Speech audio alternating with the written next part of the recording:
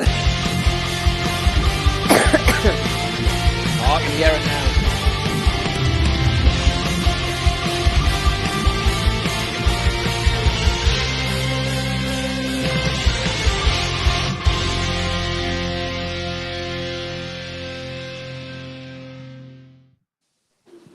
Buenos noches, señoras and señoritas.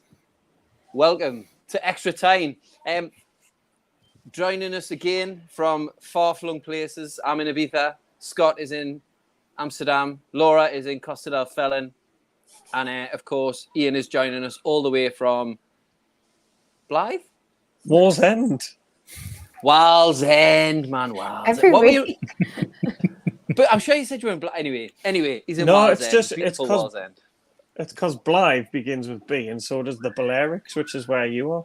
So I thought one of them might have been it. Yeah, there was method in me madness. There you go. Fun fact: live 2 doors away from the famous Wallsend Boys Club. Well, it's not there anymore. It's some retirement bungalows, but spent many days as a child there. Just running around on those seriously dangerous wood floors. So yes, thank you for joining us. Those people who have joined us this evening. I did forget to tweet out the show was happening because I was too busy sorting out my mosquito protection. Los mosquitos. So that's going away in the background. So if you see like a plume of smoke coming across the screen, please do not fear. Everything's fine. I'll be survived. But actually, it's been cancelled out by what smells like an absolutely ridiculous barbecue that one of the people in either one of these two places are having. So if you see sort of a bit of saliva coming down, I'm not thinking about Callum Wilson and Fabian Shaw's goals at the weekend. I'm thinking about the spare ribs or the chicken or the sausages that are on the barbecue next door. So thank you very much for joining us on ExtraTyne tonight. And as you can see, we're joined by our awesome threesome. I'll not include myself in the foursome, you know what I mean? That would be a little bit self-stroking. But Laura, an excellent weekend. It's been a really good week, I bet. Looking forward to the next game. I know you were in the stadium on Saturday to see the flags and to see the game start. And Laura, how was the weekend?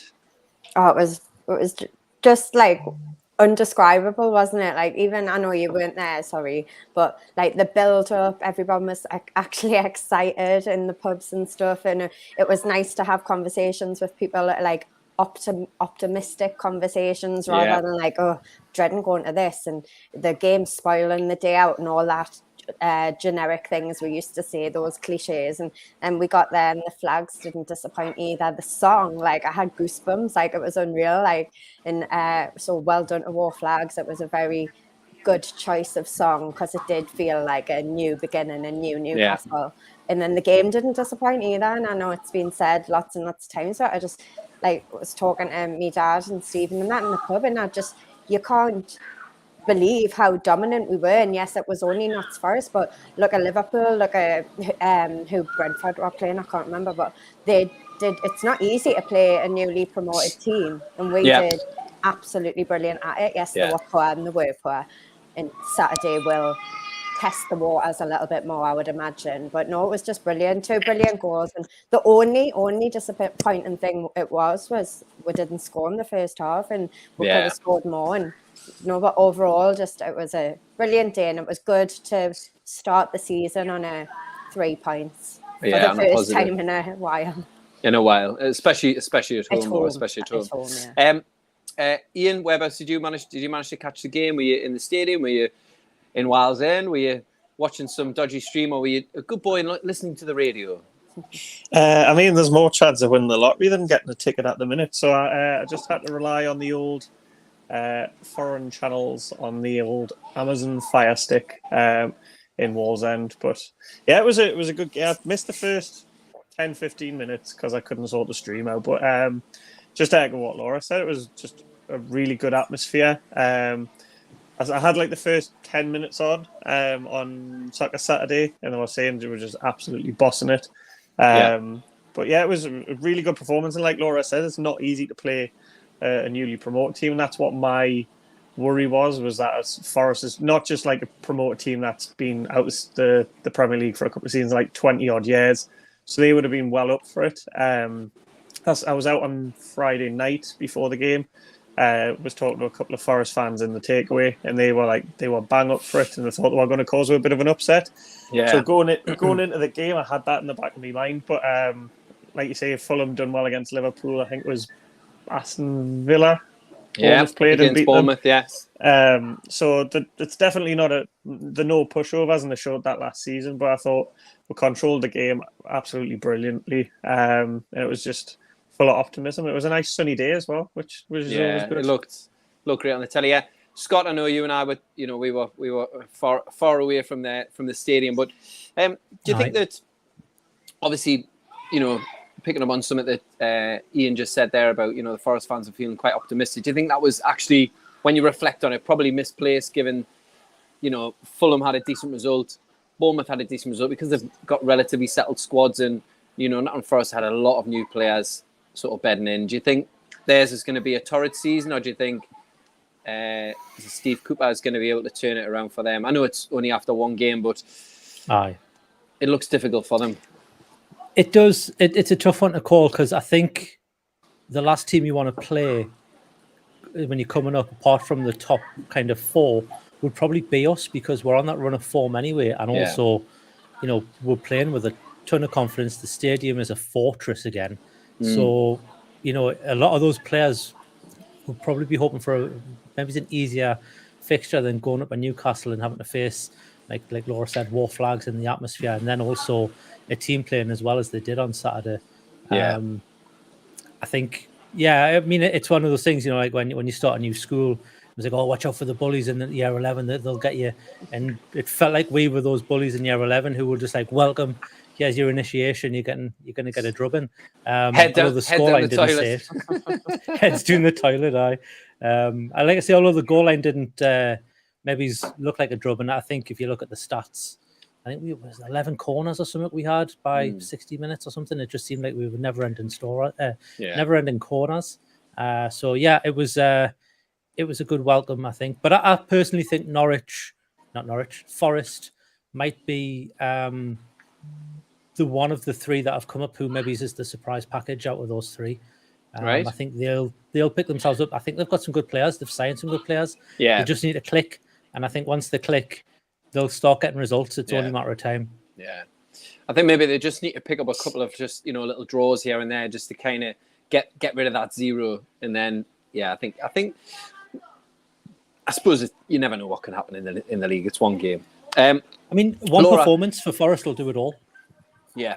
Like once they get one decent performance, that'll skyrocket them. And the Forest, the Foresters ground is it is an intimidating place to go, and it will be getting behind the team there. So speaking of atmospheres, Laura, obviously the three of us weren't able to sample the atmosphere in person. I couldn't really hear it over the heavy bass line of some dance track in Lineker's bar. But Laura, what was the atmosphere like? Was it sort of sustained all the way through, or was it into peaks and troughs a little bit? I'm scared in case I say the wrong thing here, but you've just opened the memory. From your perspective, my that's all that matters. The beginning was amazing. The first half was good, especially when we were dominant, but then I felt like after half time, it was a lot of people took I felt a long time to come back from wherever they were, from the bar, whatever. And I felt like it was very quiet, and there was just few minutes, maybe it felt longer to me where I was a bit like, oh, I thought it would have been, like you say, sustained over the 90 minutes, and for me it wasn't. But as soon as we scored, it was really good, and it was very positive. And there wasn't, because can I just also say, I said Brentford before and I meant Bournemouth about the newly promoted team, just in case anyone picked up on that. I'm sure somebody would have, Laura, but don't worry. I know, that's why I felt like I needed to say it. But before the game, there was slight negativity when Botman wasn't starting, and everyone was a bit surprised, and they were like, oh, but then fully deserved. Like, it was hard to drop anybody from the previous season and the run of form, and we know he's done it with Bruno where he eases them in. I know he's had the pre-season, so beforehand I think there was a bit of anticipation about how it was going to go with Botman not starting, but clean sheet, it did the job. So again, trust Eddie. But in answer to your question, I was very happy with the atmosphere, and I even said to my dad, it was just nice. There was no arguing. I think it was the first game of last season where there was a fight next to us because everyone was foaming and like it was really like you could cut the tension with a knife. Everyone didn't want to be there, and this time everybody wanted to be there. Everyone was excited for the football. So yeah, it was very positive. We'll leave the infighting to Man United fans at the moment. Yeah. They seem to be having a little bit of a rough ride, which is really, really, really distressing to see from a footballer fan's point of view. So one big talking point, or a few talking points that came out of that game was, they do say that set pieces are really important in the modern game, and Newcastle's, we did have a number of corners, but I think a lot of traction was taken by Nottingham Forest's corner, where they decided to, I don't know, Scott, what did they decide to do with their corner? You're a bit of a, you're a bit of a football manager kind of a guy. Like, what setting would that be on? On beginner or amateur mode, I think. I have no idea what that was. I've never seen it before. I think what they were hoping was that we would come out and man mark them. And if you watch it back, I think one or two of our players was like, "What's going on?" And I think it's either Byrne or Shaw, one of the centre backs, who's just like, stay where you are. They can't do anything where we are, and they just kind of ran in. It was like playing British Bulldog. They just kind of ran in, but then the keeper just collected the ball straight away, like just nothing happened. Yeah. It was the weirdest corner I've ever seen, and I don't even think you'd find that on Football Manager. I don't even think you could download that for Football Manager from one of the sites. It just doesn't happen. I've definitely played in a Sunday football team that has done that. We have 100% done that. Lads, just stewed. It's like the element of surprise, but like, we were a bunch of overweight, unfit,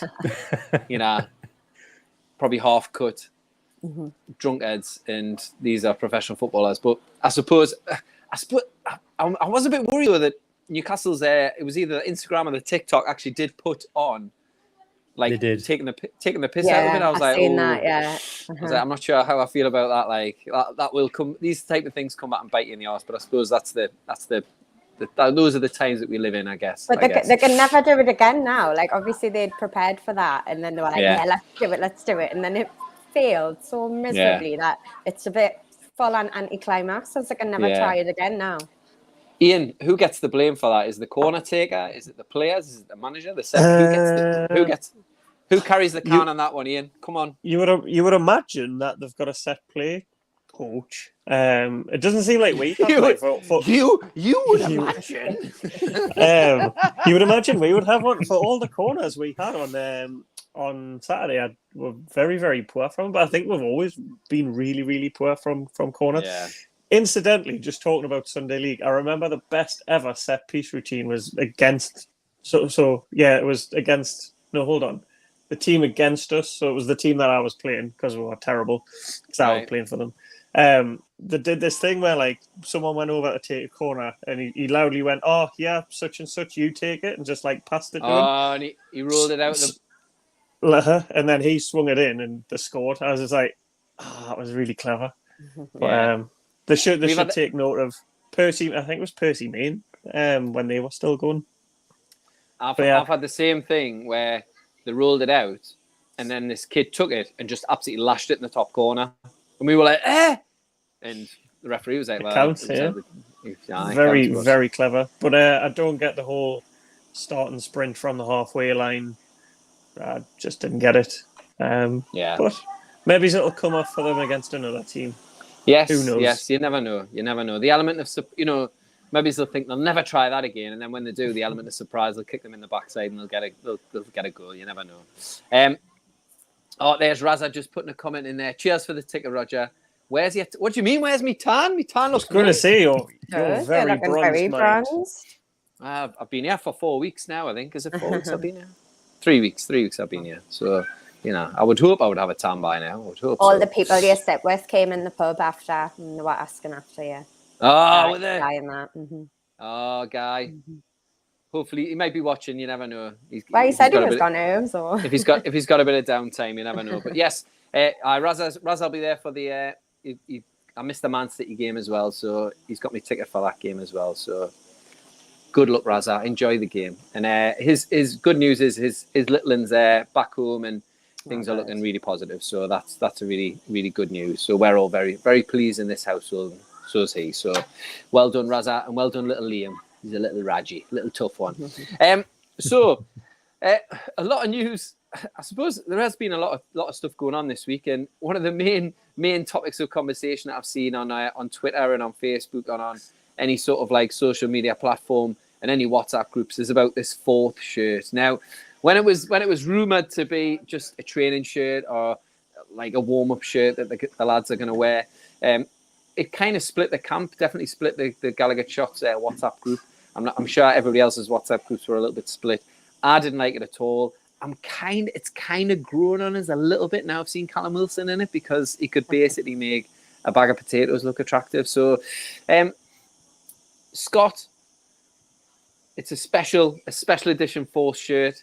Can you understand why all this has happened? Can you explain to us why this has happened? Why do we have to bring out a special 4th edition? Can they not wear their away shirt, which is bright orange, I believe, and we could wear our away shirt? What's going on, man? They probably absolutely could wear their away shirt, but it's their first home game of the season. I mean, would you expect Newcastle to do that if it was our first home game of the season? Like, I think Brighton maybe just went, no, like that's not happening. Do whatever else. We talked about this on the match preview, which has just went live tonight as well. It's something I think it's something to do with colour blindness, because there isn't really an official rule. But there's a guideline that says that players on the pitch have to be able to be indistinguishable from each side. The referee has to be able to be distinguished the two. Anyone watching has to be able to distinguish, and that includes people with, disabilities in vision. And I'll not go into too much of it here, but I was doing some research for last night. There are some spectrums of the colourblind spectrum, if that's what you want to call it, where blue and black merge into the same color. The same with green and blue, but that light blue tealy color, and again, I'm no expert here and I don't claim to be, but from what I saw online, mate, to be fair, you sound like you sound spot on. You sound like it was like a color. Rainbow Man. you know when you select the color, when you select the color on your computer, definitely. When you select the color, it had like a list of colors, and that light blue was the same down every single one of the spectrum. So I'm assuming. Is it like when that dress was black and blue, and people are seeing gold and white? I think so. There we go. Yeah. Oh, yeah. And like we touched on last night, like why couldn't we just wear one of the keeper tops? Like we've got a green, we've got a blue, and a yellow and an orange keeper top. Yeah. And it's not like they're padded like the old '96 ones where they had the big pads on the back for your shoulders. And yes. They're as thin as anything now. So like, why not just wear them? Did anybody have a pair of long johns, Sondico long johns, with keep padding in the legs and that? Oh man, I bet your bestie had a pair of them. I bet you did. Probably still has got them somewhere. You know what? I asked that question in like expecting to get like not a half-baked answer, but like a reasonable answer. But Scott, well done for such a comprehensive answer. That was absolutely brilliant. I enjoyed that. Only the best for Gallowgateshots. You don't get this anywhere else. You don't see True Faith talk about colour blindness, do you? Yeah. Yes. And well, they might talk about colour blindness. I bet it'll be in the next show. So in terms of our opinions on the shirt, I might as well throw it up.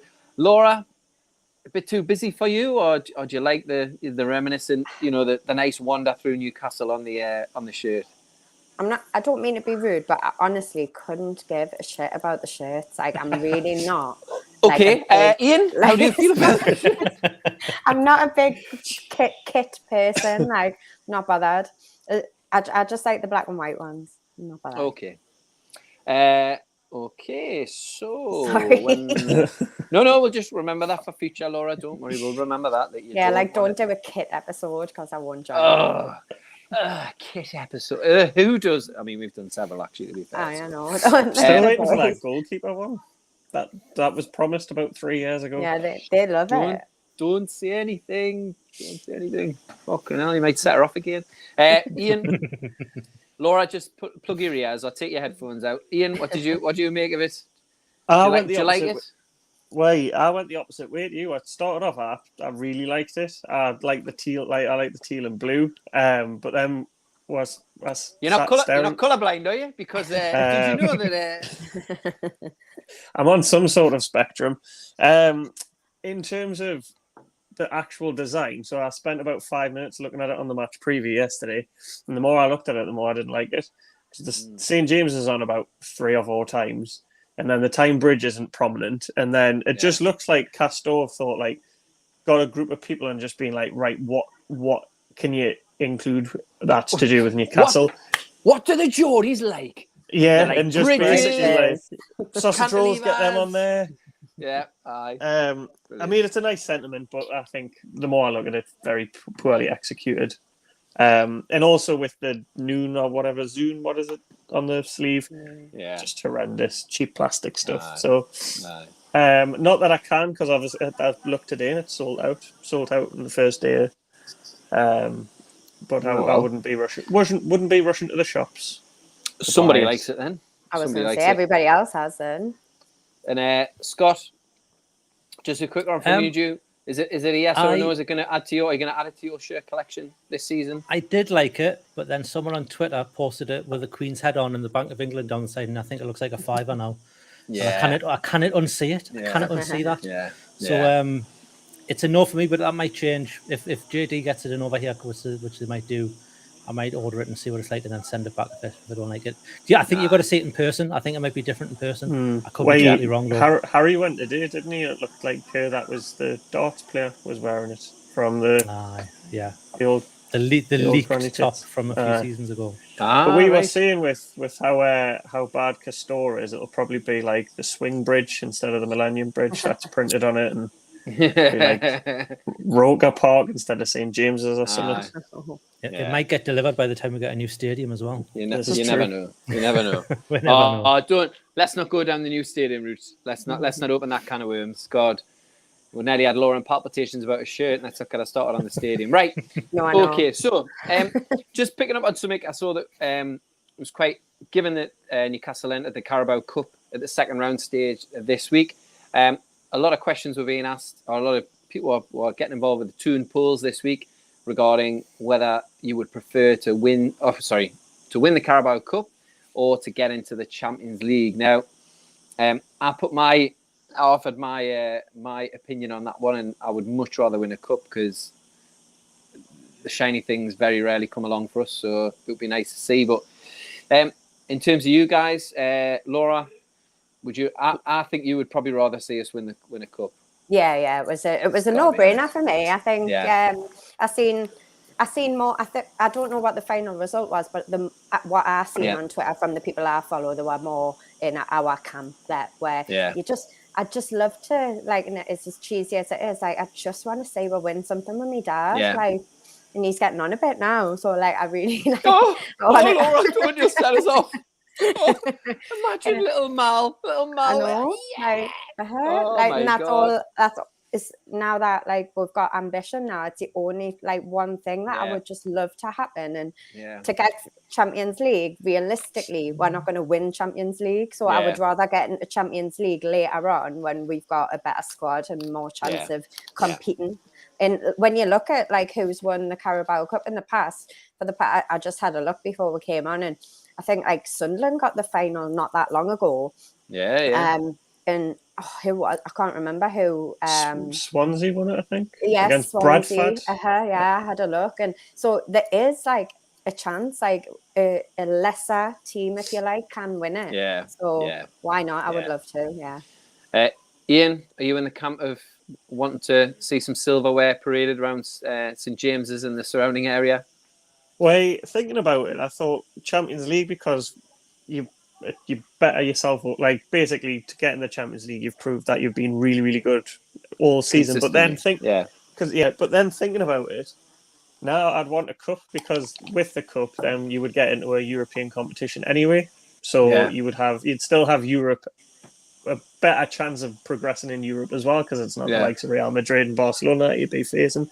But I'd like to see the cup. I think as well the Carabao Cup, even the FA Cup to an extent. I feel that the bigger teams or the teams with a lot more depth in the squad just use it as a runabout for the youth teams and stuff. So Yeah. While we've got, like Laura was saying, like we've got the ambition, and now we're starting to get sort of the players in that are a good quality. Why not go for it? But yeah, I'd like to. Maybe it's the FA Cup rather than the Carabao, because just FA Cup's a bit more prestigious. I would prestige, say. Yeah. Scott, during his interview after the game on Saturday, one of his numerous interviews, Eddie Howe said he was being asked about managing expectation, and the expectation he said, we want our supporters to dream. So if Eddie was to be on Twitter and he was going to answer that poll, where do you think he would lie? Do you think he would go Champions League, or do you think he wants desperately to break that hoodoo that we have and win a cup? I mean, Eddie Howe wins a cup, he goes down as an all-time legend of Newcastle. You'll get a stand or a statue or something. He's not he'll dead be the yet. first one in so long. I was going to say, don't that say that, Mark. That if Mark isn't here. He's on his holidays himself. So yeah, I think Eddie Howe would rip your hand off for a cup. For me, I would as well. I mean, I don't want to sound like, been there, done that, but I've seen Newcastle in the Champions League. Like, I've already experienced that.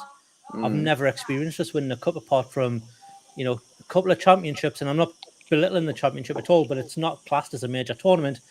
And the Intertomato Cup, which really was a certificate, wasn't it? So, League Cup or FA Cup, I'll take either. I don't care. Yeah.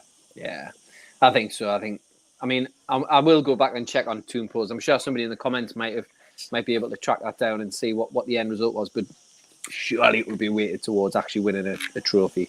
Maybe I would love to see the demographics though on the age of people, whether younger supporters would prefer the Champions League, and whether people like myself of a more senior age, and maybe a bit older, they would probably prefer to see us win a cup, given that we've seen absolutely nout in the last, my whole time supporting Newcastle. We've been nowhere near anything. Well, we got a couple of cup finals, but we played against FA Cup finals. We got playing against two of the possibly greatest teams of the Premier League era at the time. So that was a bit of a downer, a bit of a kick in the spuds, that one. But yeah, so I'd be interested to see that. Later on, we are going to go back into the Hall of Fame, influenced by, of course, those goals scored by the most gorgeous players, Fabian Shaw and, of course, Callum Wilson. We are going to go into a Hall of Fame. We're going to induct a hunk of burning love into the Hall of Fame. So we're going to be expressing ourselves and, talking about other men in a very attractive way. So just prepare yourselves for that a little bit later. Speaking of attractive men, there was a lot of traffic today. And, the last couple of days, actually, of Beardsley and Cole in that 55-goal season. Now, I don't know why, because I don't think it was the 10th anniversary, because I think that will be next season. The 93-94 season, and that would be 30 years since, or whatever, 30 years since, yeah. But just a real quick one, I mean, a season where, your front two play pretty consistently all the way through the season, get 55 goals between them. I mean, Laura, do you think we'll ever see the likes of that again at Newcastle, where, where two top scorers come up with such amazing numbers? Incredible, wasn't it? In a word, no. I mean, I was too young. Was it 93-94, did you say? Yeah, 93-94 season, yeah. So, but I know why it came about. It's because Premier League did a poll about who was the most dangerous top two, and they were saying it was Shearer and Sutton, and then the Newcastle fans jumped on and were saying piled on it. Yeah. Right, that makes sense. But yeah, I don't think anyone's gonna come even close to that. Yeah. It was just that is obviously I wasn't there to witness it, but that just blows my mind. 50 goals between. So I take it other players scored goals that season as well. So 50 goals just for them. Yeah, between them two. Mind blowing. Yeah. So in answer to your question, no, I can't ever imagine saying that. I would love to. It would be brilliant to see a front two being that dangerous, and just expecting goals all the time. But no, I can't really say it. Ian, what do you think those two would be worth in the modern game? I think we played this game a few weeks ago at the start of the season. Where we talked about Andy, I think Andy Cole got mentioned, but what would Peter Beardsley be worth in today's market? Crazy. Yeah, ridiculous money. Him and Cole. Like, I'm very similar age to Laura, so it was way before. Like, say way before my time. Would have been about 1 or 2. So I never witnessed it, but like my dad had all the old like cassettes. Funnily enough, dug them out the loft yesterday, along with all my Merlin sticker books. So I was reminiscing about that. But he said like, because obviously that was a time where he was banging into his football, and he said, "Oh, just absolutely phenomenal. Like he couldn't stop them."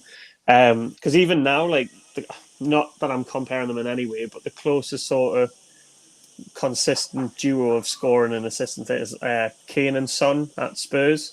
Yeah, I'm sure there was a stat last season where but I think it was only maybe 20, 30 goals like collectively they scored between them, which is like it's only half of what was scored from Cole and Beasley. So it's when you put it in perspective, it is actually ridiculously impressive that you've got 2 players that have scored 20, 25 plus goals and they're playing the same team.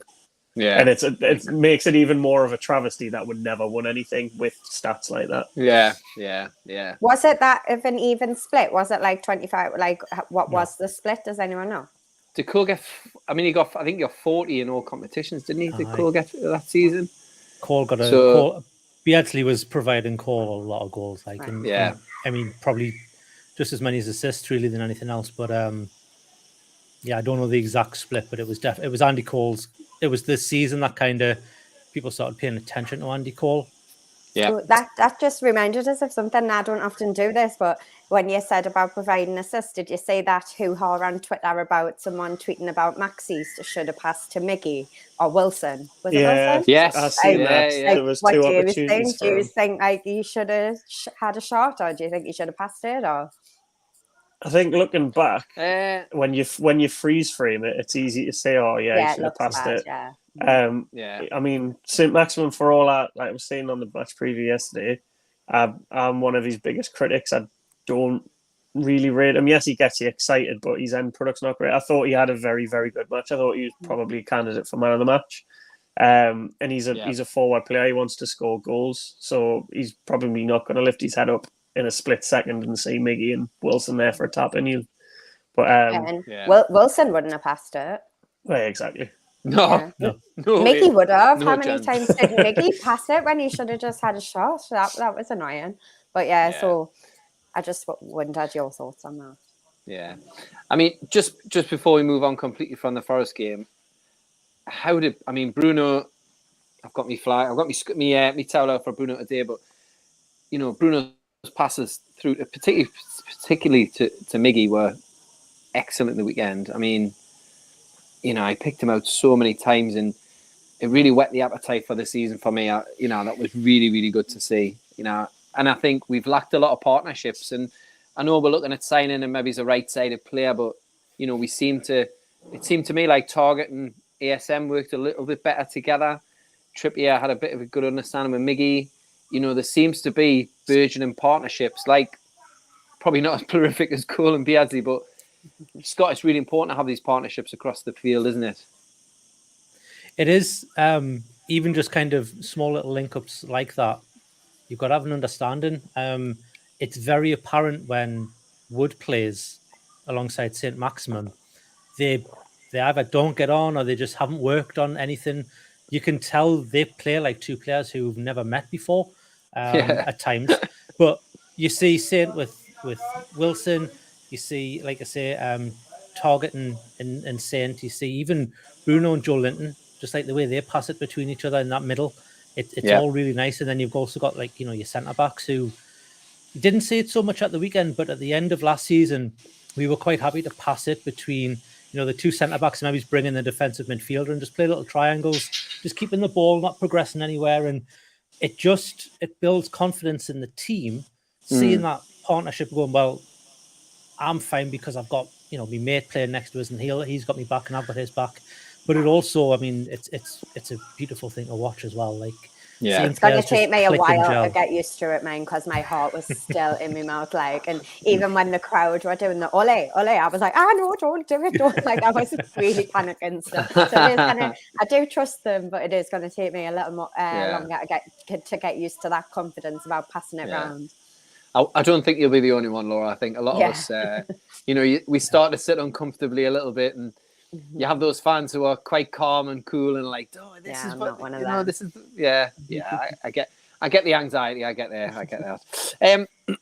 Just kind of moving on, like I said, from the Forest game, transfer season is absolutely going crazy. I'm not going to go into any sort of speculation about players that we may be signing from Portugal, possibly, and other far-flung foreign lands. But there was a domestic transfer that we've been chasing for the last 18 months to 2 years, and we missed out on it. Hamza Chowdhury went to Watford.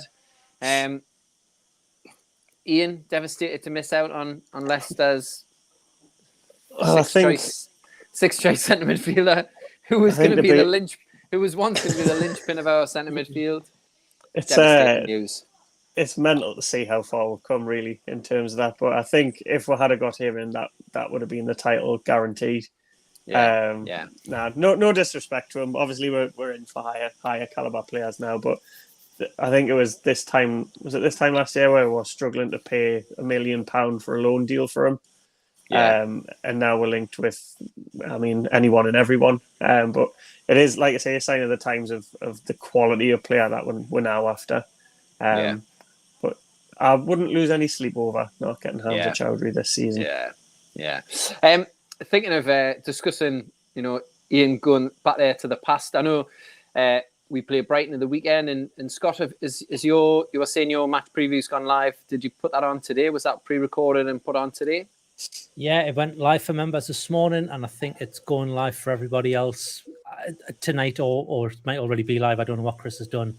But yeah, we'll give members a sneaky peek this afternoon after I cut out all me. I had a few connection problems last night. I was like you last week, Roger. I kept dropping off. It's a nightmare. It's a nightmare. So I had to get the old cutting out and the reel and get the stuff all stuck together. But no, it turned out all right. It was a good little chat with myself, Ian, Harry, and Matthew from the FPL show. We had a good little back and forth on the Brighton game.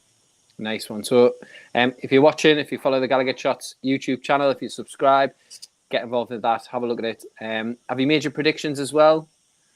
We did. What was yours? What was yours for the game, boys? Go on, Ian. I'll let you go first. I went for a very edgy, cagey 1-1. We were talking about how Brighton set up against Man U with the 3-3-3-1, which is, I don't think I've never seen it before in a football match, unless Joey's playing on FIFA. But I think both teams are very, very similar in how they'll approach the game. So and there's never really much between, other than that game. I think we got dicked 3-0 at St James's. There's never really been much between the two sides. So I've went for a 1-1 draw, but you pick up a point away from home. It's not the worst thing in the world. So yeah. And I Scott, went for a 2-0 win. Callum Wilson brace. I'm just I don't know. Confidence makes you do crazy things, but I think we can be crazy enough to win this game. So that's fair. I'm just going to switch my light on because it's going a bit dark here. Give us a minute. It's the sun Laura, setting. Yeah. Give us your prediction while I scoot off. Okay. Well, I think I'm a bit leaning towards Ian. I think it'll be a tougher test than Forest. Obviously, I think. Forgetting Dan Burn used to play for them as well, so he'll have a point to prove. And I'm like, I might change me. I've changed my mind as I'm speaking, and I hope Dan Burn gets a clean sheet. So I'm gonna say 1-0. Right. Right. So we've got 2-0, 1-0, 1-1. I think I might go. I'm gonna go 1-0 away. Yeah, I'm gonna go 1-0 away win. Yeah. How are the lads? Right. Now, obviously, I know the lads have done a preview for that game, but if you think back to quite a memorable game in 2017, the infamous Diame, one of the greatest goals that anybody's ever scored. I'm sure that you guys touched upon that, Scott, in your match preview. So yeah, we have got a bit of a recent rivalry with Brighton, randomly out of completely nowhere. Summed up no better than the champions scarves that they hastily put together and then hastily put away. And I think I've seen a few a few fans actually will be going down to the game with those champions scarves. They managed to procure them from some illegal source, I'm sure. But I need to call him Brian Potter there. Graham Potter. Graham Potter was really, really complimentary about Eddie Howe, and I mean, he's not going to come on and slag him off, like, but you know, he did say, you know, he's obviously done a really good job, and the front five he talked about were all there when he arrived, and he's improved them all, and I think that's really evident in the way that we've been playing in the last 6 months or so. But it's nice when there's a bit of like analytical respect between the two managers rather than, well, we'll hope to do this, we'll hope to do that. Laura, you know, obviously you're saying that you think we're gonna be triumphant. Who do you think is going to be one most important player when we go down there at the weekend?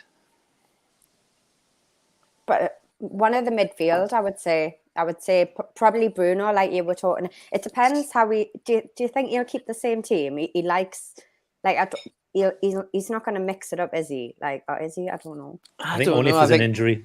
Yeah, an injury would be the only thing that would stop that. I think because you've got not going to come in. It would be harsh on Dan Burn to start, especially against Yeah. his old team as well. So I'm like, presuming it's the same team as Saturday. I would say that like the link up, like you were talking about before, between the Bruno and the Miggy, and like targeting maximum. And I hope that it clicks together, and I hope it can be more, what's that word, clinical in taking the chances, because we're not going to get as many chances. We're not going to get 11 corners. We're not going to get as many attacking opportunities. We're not going to have as much possession. So I hope we're more clinical. So possibly, actually, as I've done it again when I'm speaking, I'm going to say Wilson is going to be the key, because in order to beat them, obviously he's going to have to be a bit more dangerous than he was the first half, because he was a bit behind the pace in the first half. So I hope he comes out all guns blazing, because no doubt he would know that. I think he's got quite high standards for himself, so he would have realised that, and hope comes out all guns blazing, and hope that he is more clinical than he was. Yeah, I mean, it is the mark of a good striker that, you know, he can. I wouldn't say he did nothing at the weekend, but like you're saying, Laura, you know, he wasn't sort of like buzzing around everywhere, and he didn't get as many chances, but when he got that chance the second half, and he was pretty well shackled by the centre-back for Forest. I think they were really, I think when there's one of them in the middle there, it's a bit easier for the defenders to focus on, and I think that's why it's so important that Bruno is progressive, and Joe Linton and ASM, and, you know, they're all progressively making those defenders think about it. But yeah, I think Wilson's got to be key, hasn't he? And you've got to, you know, keep him fit, keep him sharp, and yeah, he is going to be very, very important this season. So we've talked about Wilson there, so we might as well enter into the Hall of Fame. So later on, we'll put a little poll on Toon Polls. We've all selected a player who we think is a particularly hunky specimen of burning love. And we'll have some honourable mentions, I think, as well. So because I know Laura has a particular honourable mention that she doesn't want to let slide by, and, you know, she doesn't want this man's name being unmentioned, because he is a bit of a hunk in her eyes, and I'm sure in many people's eyes. So, Laura, we'll give you a start off with your honourable mention. Who's your honourable mention, Laura? Come on. Well, long-term fans of ExtraTyne will know that my honourable mention has to be Mr. Paul Dummett, because I love him. I won't have a bad word said about him. He's been a very loyal player for us, a servant for us. He goes under the radar in terms of looks. I think if he was walking down the street, everybody would turn their heads and look at him. Yes, he might not have the chiseled features of my Hall of Famer. However, I feel like he is a beautiful, normal human, if you think. Like he's very, he seems very down to earth, Laura. Yes, like I nearly said me person, but all the people that we've chosen are absolutely beautiful. You can't deny that. I think Paul Dummett goes along with the standard looking beautiful man. And I also just think he's a nice person. Like, did you know that he was the one that contacted War Flags about the Derek Wright flag, which I thought was a very nice touch as well. Yeah, I was So he's going to obviously mention a nice that. Yeah. person. Yeah. That was a really nice touch, wasn't it? Yeah. So it shows not only does he have a chiseled chin, he has a soft heart as well. Yeah. So, you know. And in the comments, Daryl, Chris has already said that he doesn't like Paul Dummett, but I don't care what Chris says. Chris says a lot of things, Laura. Don't worry about it, you know. It's And he's fine, not it's even fine. watching, he's drinking in the fish case. Well, who cares what Chris thinks? Yeah, exactly. Exactly. What does he know? Scott, do you have any honourable mentions? Anyone who got your heart aflutter as a Toon fan? I mean, I wouldn't say heart aflutter. I think that's taking it a bit far, but I do want to give a shout out to the current gaffer. I think we all noticed when he came back from pre-season that he'd been hitting the gym a little bit more. He had a bit of a pigeon chest on him, didn't he? So I'll give a shout out to Eddie Howe. Yeah, he now lives up north as well, so even better. Yeah. Ian, any honourable mentions for you? I don't know, because I only know mine and Laura's choices because I was at work when the group chat was popping off, so I don't actually know who you and Scott have picked as your nominees. So it's fine. Just go with it. Just follow your heart, Ian. Follow your heart. It's really important. You've got to, you know, you've just got to express yourself. And you know, if we happen to have the same one, then maybe that's a connection that we have that we didn't realise about. You know. I mean, the obvious choice, but he's not my choice. I've went for a different choice. Is Johan Kabay, because he was a dreamboat, really. Yeah. You know what it is? Not that I find this player attractive, but he had a certain boy band quality about him. Was Florian Thauvin? But what really annoyed me? Yeah, he wasn't a bad looking guy. Yeah, you're right. But he definitely, at the time when he was playing for us, suited more. He would have been suited more in one direction, I feel, than a football team, because every time that he was just dicking about with his quiff. It was a lovely quiff. It was a lovely quiff. But but Kabay, I'm so sorry if I've stole your nominations, by the way. No, you've not stolen mine. I don't know about Scott's. No. So, well. No. So no one's chose Kabay. Oh, that is controversial. It is. I thought he would have been I met him once. I served him once in the fruit store I used to work at, and he's a lot shorter than you'd imagine. I'm not a tall lad, and I was towering over Kabay. Like, he must be 5'5", something like that. And he used to work in a fruit shop. A fruit-based electronics store. A fruit-based. Roger. Oh, right, the Apple store. Right. I was thinking orange. I think, yeah. £10 do you fancy these plums? Yeah. Right, okay. All right. Oh, Ian, I had you in. Scott, I had you in like a, you know, one of the, like a tabard thing, you know, like with a little, maybe a little head mic on as well, you know. Like, it's a standard Monument bus station. Selling strawberries. Stuff. So, shock revelation, Kabay hasn't made the Hall of Fame. I'm sure we'll get some comments about that, but that's what it's all about. I've got a long list of honourable mentions. If we needed, and there's going to be a lot of people missed out. My honourable mention just came to me in a maybe it was because I'm, you know, in the sort of Spanish sort of region. I know he's not Spanish, but Hugo Viana.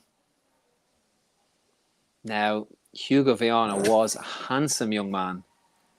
He was the golden boy, young European footballer of the year, came to Newcastle with these long flowing locks. He was a handsome boy. I'm going to take it by all of your responses that you don't agree or that your internet's cut out. I don't agree. Sorry. I'm trying to picture his face. Hugo Viana was... I can just picture the hair. No, it's just the hair. Have you ever seen Mike Bassett? Oh, a long time ago. The film. He reminds us of Tomka. You know, the one that's like based on Gaza.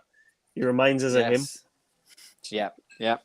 Well, I've got some support from Fishing Rods. He says he's still a handsome man. So, you know, I'll at least I'm not completely alone in that one. Surprise, Roger hasn't said. Well, I suppose, yes, Nobby, it's more of his spirit, you know, in terms of what we're talking about here is actual raw chiseled hunks. looks. Whereas if But in the very future, shallow. if in the future when my daughters are old enough to bring a boyfriend home, if they brought home Nobby Solano, then I'd be very, very happy. You know what I mean? I'd In be fact, a bit worried. He'd probably be You'd be 90. very worried. I wouldn't be worried. Wheel I him wouldn't in. be worried at all. I'd be like, get your cell in, son. Come on. Get your trumpet out. Aye, I play for come Newcastle, on. you know. Have a blast on that. I just realised how that sounded, actually. Yeah, God. No. I think, well, actually, I'm sure he'll make an appearance at some point this season. I've got a fean he might make an appearance. I might try and Do get the him on the show, halftime show. you know. Being a close personal friend of mine, or I'm obsessed with him, but you know, we'll not go down that particular route. I can't think of any other mentions, so let's get on with our actual nominations for the Hall of Fame for our absolute hunker burning love. I am gonna go to Ian first. So go for it, Ian. Thanks, is mate. your nomination? I kind of wish I had a of win. Fame. Kind of wish I had a win for Kabay now, because I don't feel mine will get. Although I've seen a couple of comments pop up before about my nomination, is none other than our lovely Brazilian boy, the newest one, just behind Roger's head. Just there is Bruno. He's just got a dazzling smile, hasn't he? Yes. He's got a very good hairline as well. He's obviously South American, so he's got that Latin flair about him. Yes. He's tanned and tattooed. He wouldn't look out of place on Love Island. And also, I've just my next point is that the bar that was set? Is it? They wouldn't look out of place in Love Island, right? Okay. He wouldn't. Okay. Someone also in one of the first videos I did for ExtraTyne said that I look like a chunkier version of him, and I took that as a compliment and ran.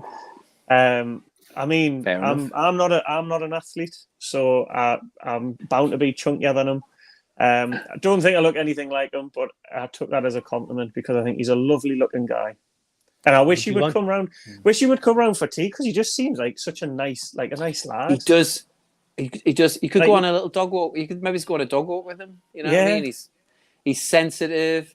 He's got control of the ball. He just seems to be in control of everything around him. So, good shout. That's a good start. A good start. Bleached Thank hair you, or no Ian. bleached hair, Ian? No bleached hair. No bleached hair. No You were like the bleached natural. Hair. The natural, yeah. And do you think he has a Brazilian? I don't know, and I don't really want to find out. But if any of our viewers want to go there, then be my guest, and you can tell us. Yeah. Speculate away. Right. So, nomination number one. I think he's probably like groomed, but I wouldn't say Brazilian. Yeah. He's manscaped. Manscaped. Okay. Right. Laura, I'm going to come to you now. Yes.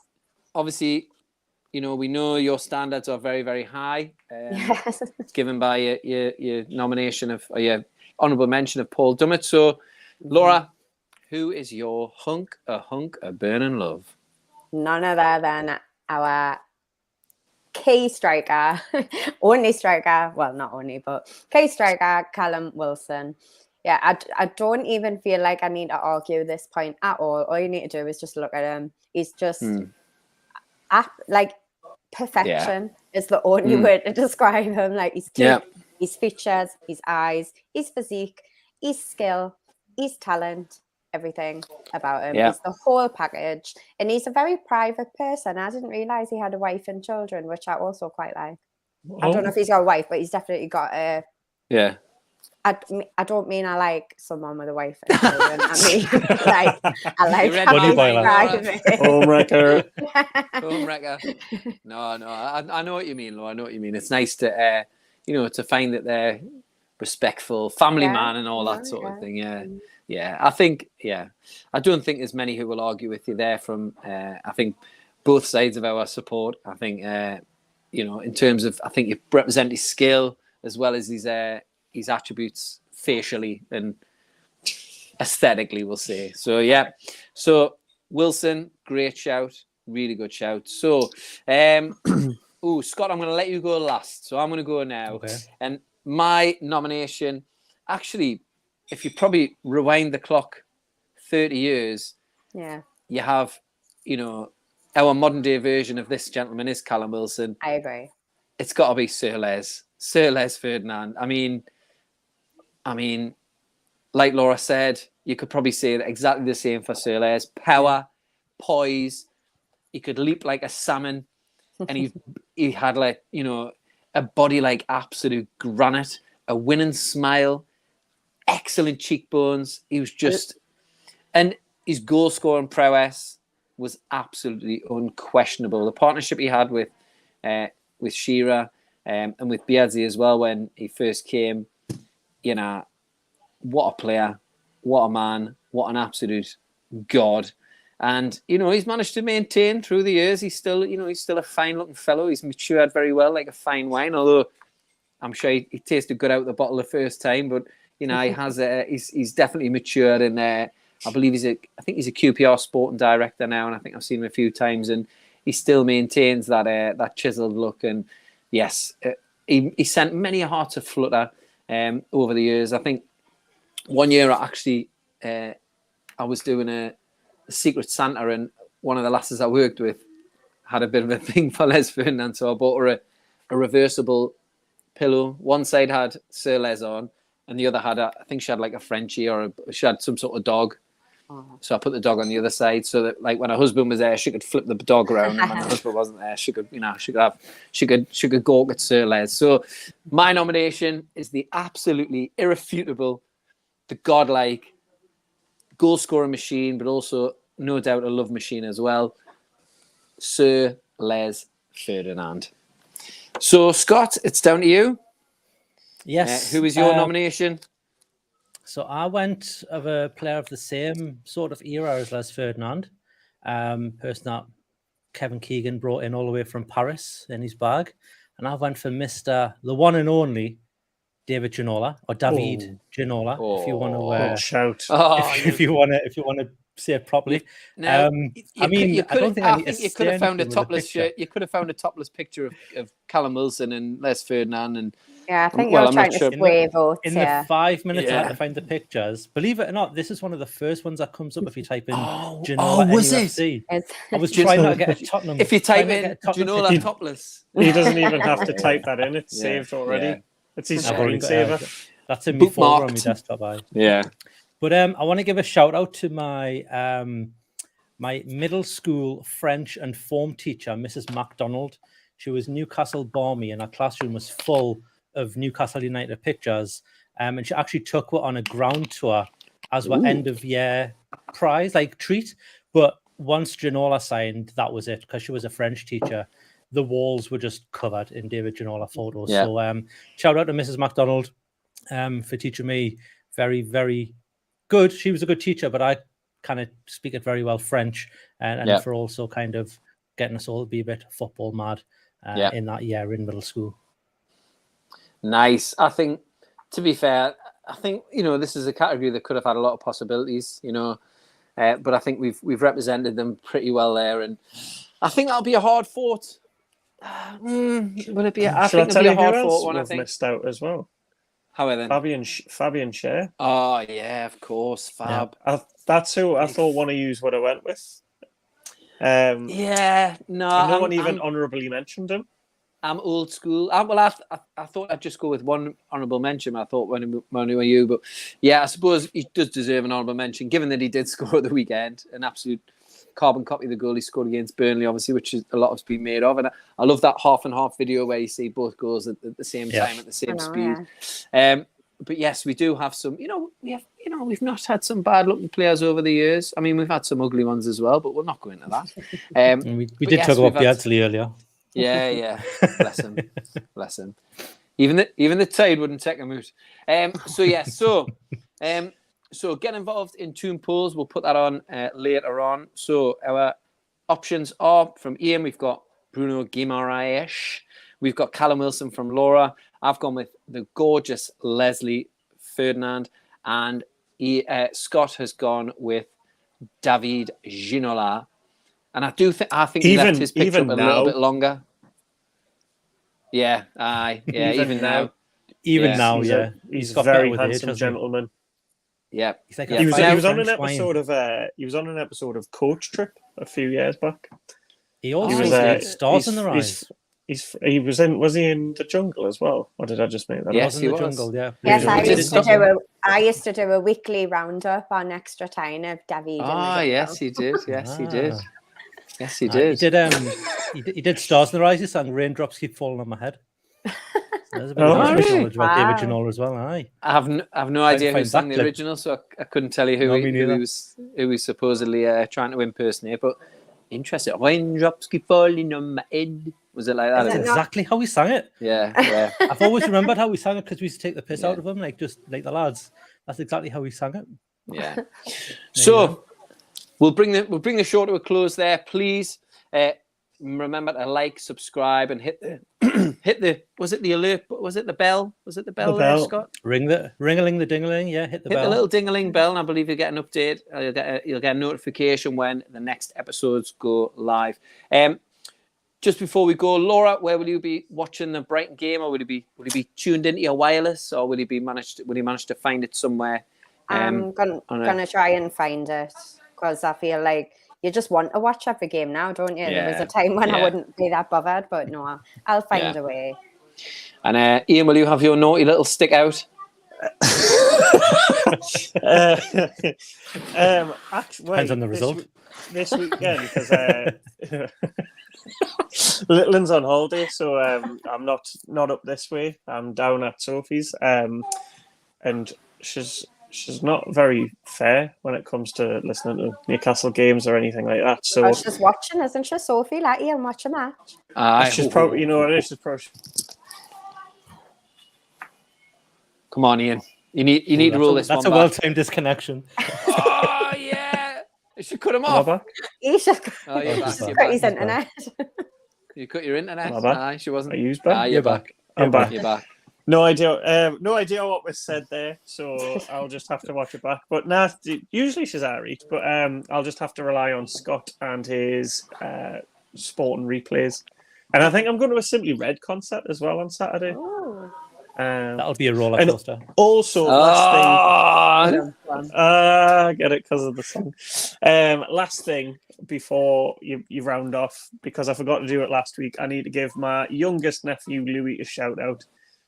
Because I remember I gave his my oldest nephew Seb a shout out, and he was a bit upset that I didn't give him a shout out. Yeah. And if Come on, anyone mate. else would like a shout out, it's £5 charge, £5, and it does go towards it goes towards some form of input in the Gallowgateshots YouTube.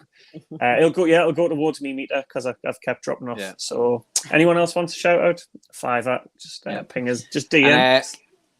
Scott, will it be on Ziggo, one of the Ziggo sport channels over there? Ziggo don't have it anymore. We have a new thing called Viaplay.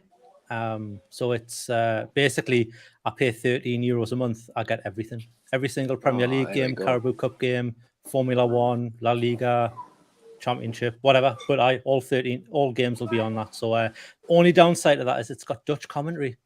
And I don't speak a word of it. So I'll know Dankevel and Asjeblief, but that's about it. Optic Clipe. On your bed. That means on your bed. Yeah. Why did you know that? It's for the dog. Is your dog on your bed. Dutch, is it? No, but I had him in the Netherlands. He was quite young, so no. It's somebody. I think I think it's Vicky's stepdad. He used to holiday in the Netherlands when he was younger, and that was one of the only things he could remember, being told to go to bed by some Dutch person. I don't know. I've gone down a bit of an avenue here that I don't really know. Sounds like he didn't know.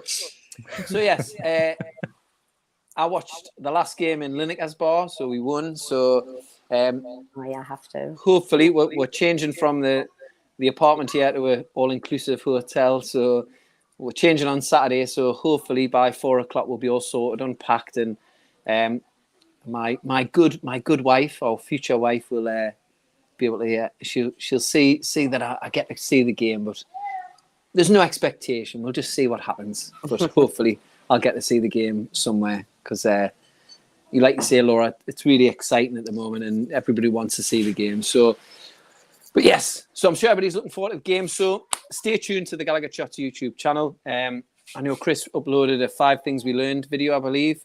and a few other bits and pieces that have come up this week. There's been a lot of content on the channel this week, including Scott's match preview. So please get involved. Like, subscribe.